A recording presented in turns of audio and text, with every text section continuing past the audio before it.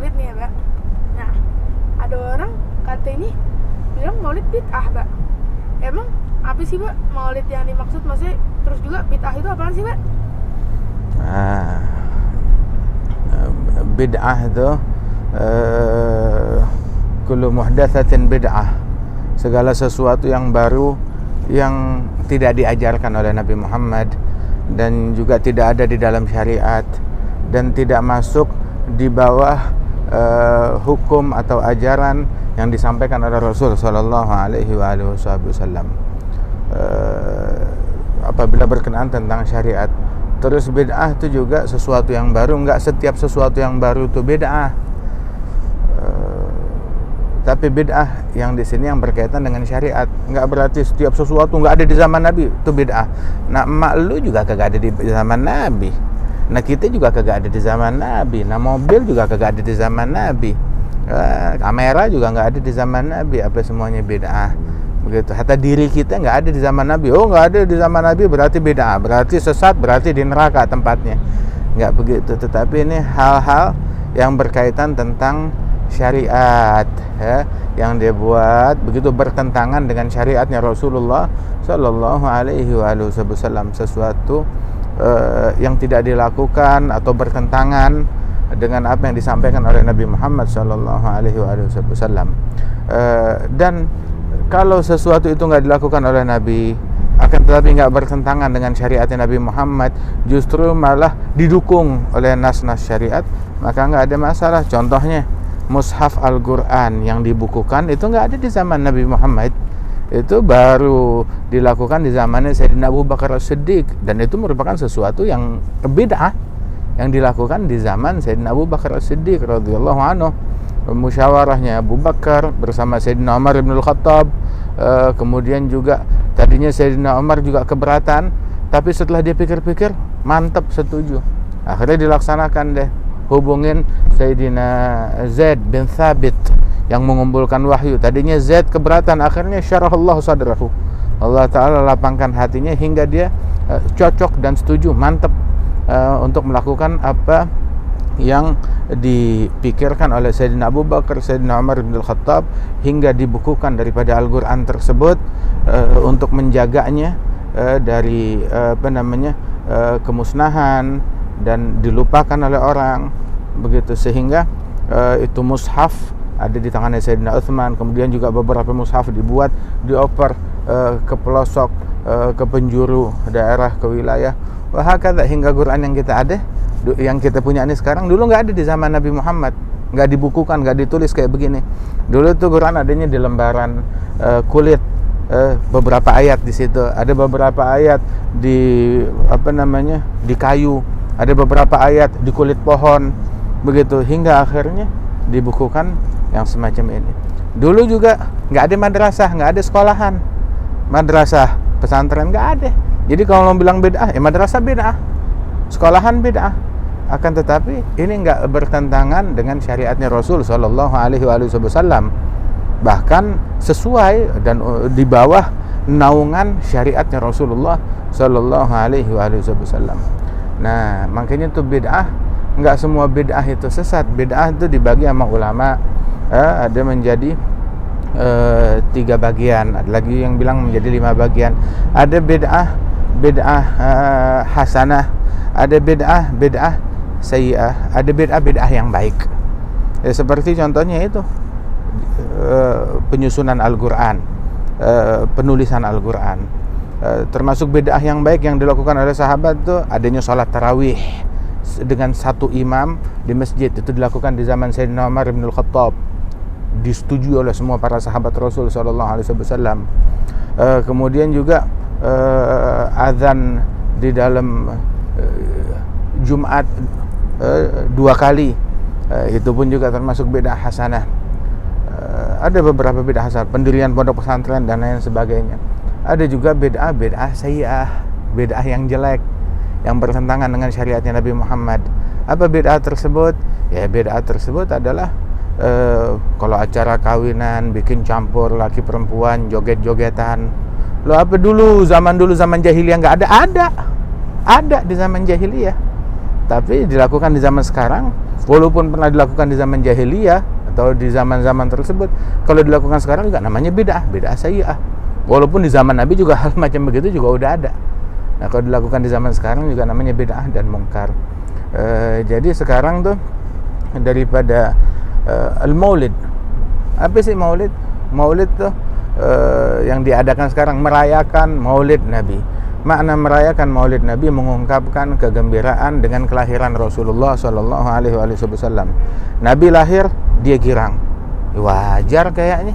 Apa yang harus dipermasalahkan? Yang permasalahkan ini pasti nggak beres otaknya dia. Dia sekarang kalau anaknya lahir, dia boleh girang. Begitu. Lahir cucu, dia girang. Piara kambing, kambingnya lahiran, dia girang. Nggak apa-apa, nggak ada yang ngejerit bid'ah. Tapi giliran kita gembira dengan kelahiran Nabi, nggak boleh, itu bid'ah. Ini orang nggak punya otak yang kayak begini. Silakan bergembira. Gembira dapat duit, gembira naik jabatan, gembira dapat rezeki, gembira makanan datang, gembira kagak kena macet, gembira kambingnya lahir, gembira ayam bertelur. Nggak ada yang mempermasalahkan, nggak ada yang bilang itu bid'ah, itu syirik. Begitu. Tapi gembira dengan kelahiran Nabi Muhammad, dibilangnya bid'ah, dibilangnya syirik.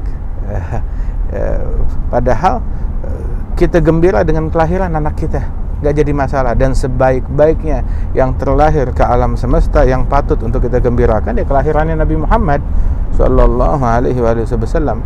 Kita suruh bergembiralah dengan kelahirannya Rasulullah Sallallahu Alaihi Wasallam. Terus mengungkapkan kegembiraan, mengungkapkannya bagaimana? Ada yang mengungkapkannya dengan bersalawat kepada Nabi. Itu nggak jadi masalah. Allah aja bersalawat, malaikat bersalawat, ya, manusia disuruh bersalawat, yang beriman yang diundang untuk bersalawat, nggak ada masalah. Kemudian juga Nabi mengungkapkan kegembiraannya, syukurannya atas kelahirannya dengan berpuasa. Ditanya puasa hari Senin, kenapa? Bilang tuh hari kelahiran saya, kata Rasulullah. Mengungkapkan kegembiraannya dengan puasa. Nah, kita mengungkapkan kegembiraannya bisa dengan puasa, bisa dengan ngasih makan orang, bisa dengan bikin pengajian, bisa dengan sholawatan, bisa dengan bikin acara mengkaji, bercerita tentang riwayat hidup Rasul Sallallahu Alaihi Wasallam. Sebab itu bid'ah, kata siapa? Menceritakan riwayat hidup Nabi bid'ah. Allah Ta'ala di dalam Al-Quran cerita tentang maulid, kisah kelahiran. Di dalam Al-Quran Allah bercerita tentang kisah maulidnya Nabi Musa. Terus Allah Ta'ala dalam Al-Quran bercerita tentang kisah maulidnya Nabi Isa. Terus Allah Ta'ala bercerita di dalam Al-Quran tentang kisah kelahirannya Nabi Yahya, kronologisnya hingga bisa lahir, niatnya Sayyidina Zakaria. Bahkan di dalam Al-Quran Allah Ta'ala bercerita tentang kisah kelahiran seorang manusia, bukan Nabi, bukan Rasul, Siti Maryam binti Imran. Bagaimana niat istrinya Imran, bagaimana tentang keluarga Imran. Sampai ada satu surat namanya surat Ali Imran, keluarga Imran.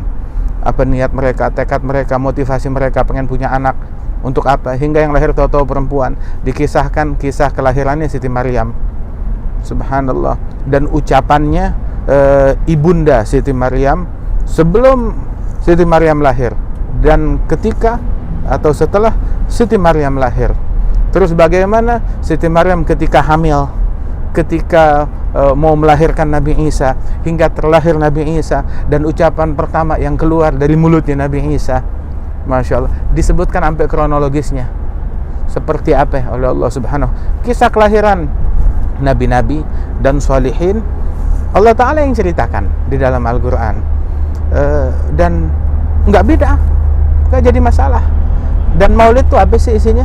Maulid menceritakan kisah tentang Rasul Sallallahu Alaihi Wasallam, kelahiran beliau yang didapat dari para ulama, diceritakan oleh para sahabat, diceritakan oleh para ulama di dalam sirah. Begitu. Kemudian juga ngambil ayat-ayat dari Al-Quran yang menyebutkan tentang kemuliaan Rasulullah Sallallahu Alaihi Wasallam. Tapi pembacaan maulid nggak ada di zaman Nabi Muhammad Sallallahu Alaihi Wasallam. Kalau yang seperti itu memang tidak ada, tetapi jangan bilang sahabat nggak menceritakan tentang kisah kelahiran Nabi. Mereka menceritakan. Bahkan Sayyidina Abbas bin Abdul Muttalib, dia datang kepada Rasulullah, ya Rasulullah, izinkan saya untuk memuji engkau. Maka Nabi mengizinkan, na'am, la faddallahu fak, la faddahuk. Semoga Allah Ta'ala jaga mulutmu. Itu sampai akhir hayatnya, sampai usia lanjut, enggak ada satu gigi pun yang tanggal dari Sayyidina Abbas bin Abdul Muttalib. Itu beliau menceritakan kronologis nur Nabi Muhammad di alam dunia ini, berpindah dari sulbi ke rahim, dari sulbi yang mulia ke rahim yang mulia, terus sampai terlahir Rasulullah sallallahu alaihi wasallam. Terus Sayyidina Abbas bilang dalam syair, dalam bentuk syair nih, anta lamma wulidta, dan engkau ketika terlahir. Bercerita tentang maulid dalam syairnya itu. Engkau ketika terlahir, asyraqatil ardu wa dha'at binurikal ufuqu wa nahnu fi dzalika nur wa dzalika diya sebelah rasyadi nakhtarigu. Ketika engkau lahir, maka alam semesta menjadi terang benderang, bercahaya dengan kelahiranmu, dan kami senantiasa berada dalam cahaya tersebut. Ini Abbas ngomongnya di Madinah Al-Munawwarah, berpuluh-puluh tahun setelah lahirnya Rasul. Dia bilang kita senantiasa berada di bawah naungan cahaya maulidnya Nabi Muhammad sallallahu alaihi wasallam. Nabi waktu dengar gitu nggak bilang, Abbas, ente bid'ah, ente bikin hal yang nggak saya bikin. Nggak dibilang begitu, tapi malah didoakan oleh Rasulullah sallallahu alaihi wasallam. Maulid juga menyebutkan sifatnya Nabi Muhammad sallallahu alaihi wasallam. Allah Ta'ala di dalam Al-Quran menyebut tentang dadanya Rasulullah. Bahkan alam nashrah laka sadrak, bukankah telah kami lapangkan dadamu. Itu dadanya Rasulullah telah dilapangkan, digembirakan oleh Allah Subhanahu wa taala. Kemudian juga di dalam Al-Qur'an menyebut tentang wajahnya Nabi Muhammad, qad nara tagalluba wajhika fis sama falanuwalliyanaka qiblatan tardaha. Kemudian juga menyebut di dalam Al-Quran bukan cuma sekedar itu saja sifatnya Nabi Muhammad, akhlaknya Nabi disebut innaka la'ala khuluqin azim, dan juga disebutkan di dalam Al-Quran bukan cuma tentang Nabi, sampai sahabatnya Nabi disebut. Muhammad Rasulullah walladzina ma'ahu asyidda 'alal kuffari ruhama bainahum tarahum ruk'an sujada yabtaghuna fadlan minallahi wa ridwana simahum fi wujuhihim min athari sujud. Disebutkan semuanya di dalam Al-Quran, dan di dalam sebutan-sebutan tersebut nggak ada masalah, nggak ada iskal. Terus kenapa orang nyebut tokoh politik nggak ada yang teriak bid'ah, nyebut tentang artis nggak ada yang jerit bid'ah, riwayat pemain bola nggak ada yang sebut bid'ah, tapi giliran Nabi Muhammad dipermasalahkan. Kayaknya yang bermasalah bukan maulidnya, tapi otak orang tersebut, salah ngaji, nggak belajar, nggak berguru. Walidzalik Al-Quran penuh tentang kisah-kisah kaum salihin. Kemudian juga di dalam pembacaan maulid isinya ada ayat Quran, ada hadis Nabi Muhammad, ada yang ucapan para sahabat Rasulullah tentang Rasul, sama seperti buku sejarah tentang riwayat hidup Rasul sallallahu alaihi wasallam. Udah gini aja, istilah maulid, lupakan istilah maulid tersebut. Saya bukan bikin maulid, tetapi saya mau bikin kajian tentang riwayat hidup Rasulullah, kajian tentang kisah kelahiran Rasulullah. Oh, itu nggak apa-apa. Itu jadi yang dimusuhin sama orang itu sebenarnya cuma istilahnya doang, penamaannya doang. Kenapa? Karena kebodohan. Sebab almar'u aduwwun majahil. Seseorang adalah musuh dari sesuatu yang dia bodoh, dari sesuatu yang tidak dia mengerti. Makanya jangan mudah menyalahkan sebelum kita cari tahu apa hakikat daripada sesuatu tersebut. Sebab tak kenal maka tak sayang. Nggak kenal tentang suatu perkara, maka dia nggak bakal mensupport, nggak bakal mendukung perkara tersebut. Dan dari sisi yang semacam ini, sahabat Rasulullah banyak menceritakan tentang Rasul. Itu maulid pertama dalam bentuk syair yang dibuat, itu maulidnya Sayyidina Abbas bin Abdul Muttalib. Kemudian juga puji-pujian untuk Rasulullah dalam bentuk syair dilakukan oleh para sahabat. Abbas melakukan, kemudian juga Hasan bin Thabit sahabat Rasulullah menyebutkan juga syair tentang Rasulullah, pujian untuk Nabi Muhammad. Begitu juga Ka'ab bin Zuhair dalam Qasidah Banat Su'ad memuji Rasul sallallahu alaihi wasallam, dan banyak lagi ya. Kata, jadi jangan anti sama istilah-istilah yang tentang maulid dan semacamnya. Makanya belajar bukan dari internet, tapi belajar sama guru yang jelas asal usulnya. Terus tauhid, agama Islam nggak ngajarin kita ngafirin orang.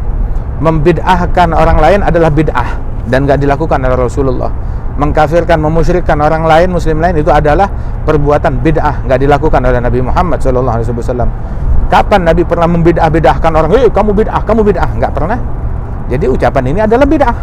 Kapan Nabi pernah memusyrikkan, mengkafirkan orang lain? Itu nggak pernah dilakukan oleh Nabi Muhammad. Justru malah dilarang oleh Rasulullah hal-hal tersebut. Barakallahu fiik ya walad.